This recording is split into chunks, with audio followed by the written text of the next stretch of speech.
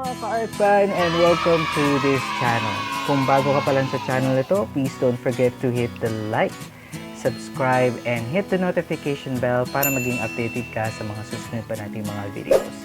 And for today's video guys, I will teach you how I made this cute, colorful paper birds. But before that, alam niyo ba guys na ang pinakamaliit na ibon sa buong mundo ay matatagpuan sa main island of Cuba. Ito ay ang tinatawag nilang bee hummingbird, also known as Zunzuncito and Helena hummingbird. Ito ay may laking 5 to 6.1 cm. Malaki lang ng konti guys sa bubuyo. And ang hummingbirds ay matatagpuan sa malalamig na lugar gaya ng Alaska. Sa mga susunod pa natin mga video guys, I will try to do more trivia para dagdag kaalaman.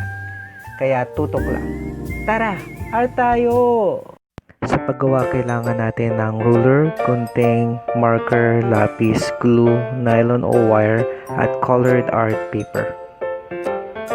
Gumuhit ng parihaba sa colored art paper gamit ang ruler at gupitin ito.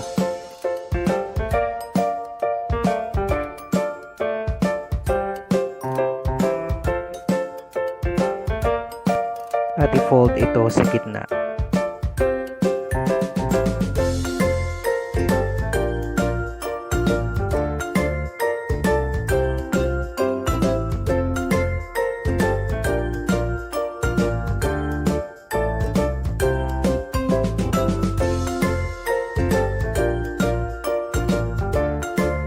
Tiklopin ito na parang hagdan at pagkatapos ay itali ito gamit ang nylon o wire.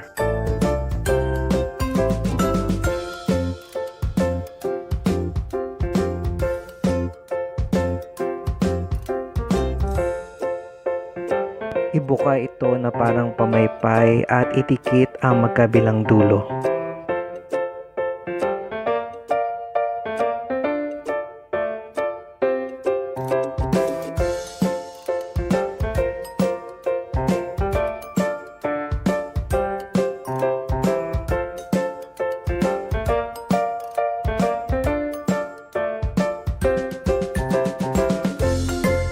Na ang ating finished product. Sana ay nagustuhan ninyo.